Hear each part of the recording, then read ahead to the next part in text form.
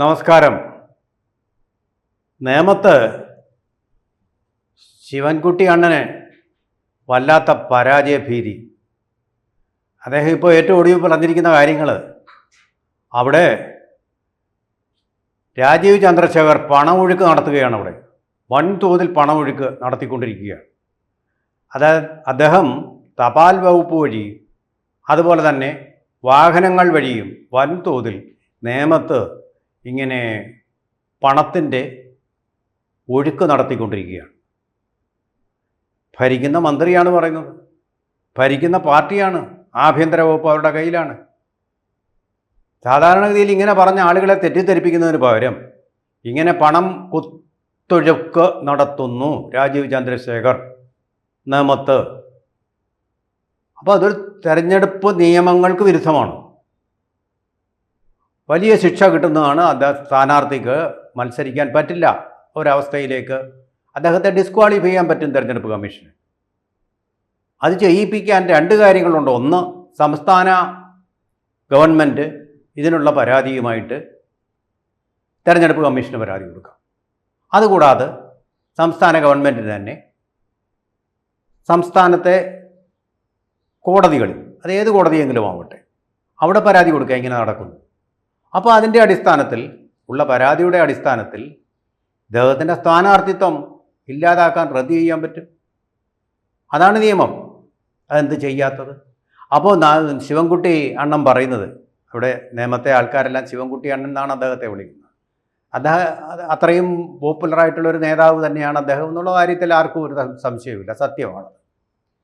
പക്ഷേ എന്താണ് ഇദ്ദേഹം, വളരെ പ്രാപ്തനായിട്ടുള്ള ഈ മന്ത്രിക്ക്, ജനങ്ങൾക്കിടയിൽ വളരെയധികം സ്വാധീനമുള്ള ഈ മന്ത്രിക്ക്, പിണറായി വിജയൻ മുഖ്യമന്ത്രിയുടെ അതുപോലെ ആഭ്യന്തര വകുപ്പ് കൈകാര്യം ചെയ്യുന്ന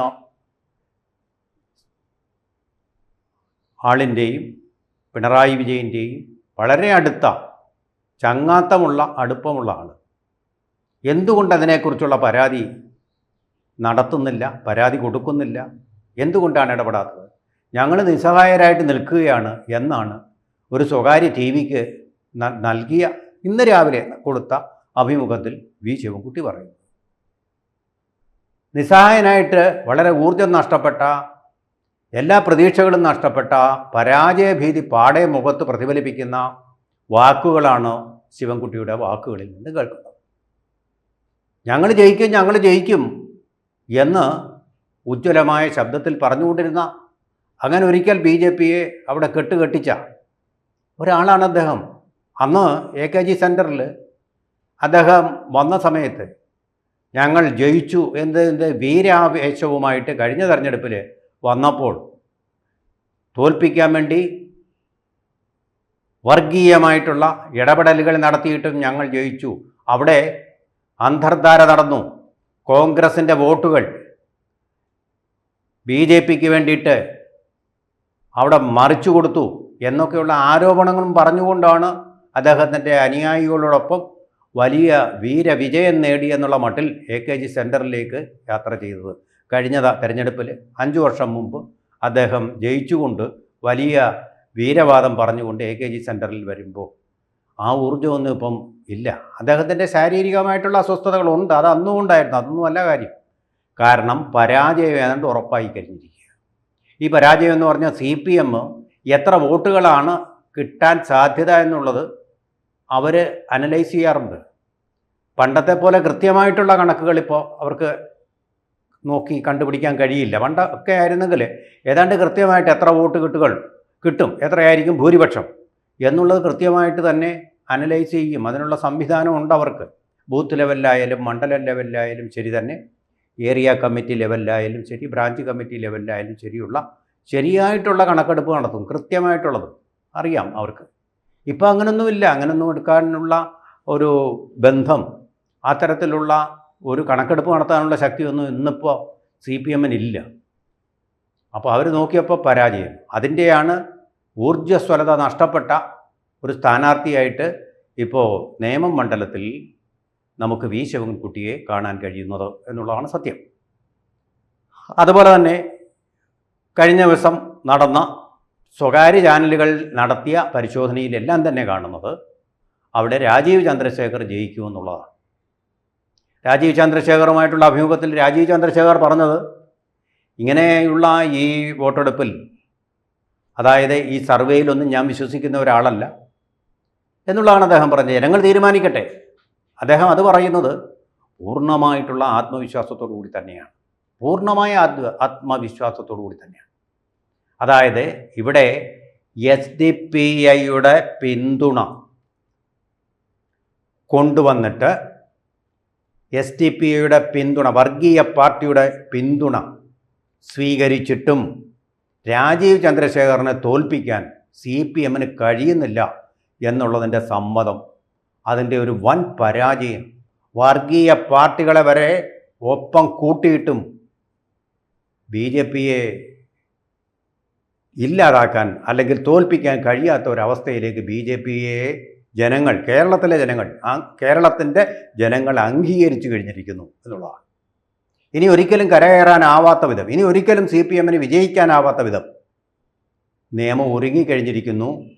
SDPIയുമായിട്ടുണ്ടാക്കിയ ആ ഒരു അന്തർധാരയുണ്ടല്ലോ, അവിശുദ്ധമായിട്ടുള്ള ആ കൂട്ടുകെട്ട്, അത് തിരിച്ചടിയായിട്ട് വരികയാണ് ഈ തെരഞ്ഞെടുപ്പിൽ.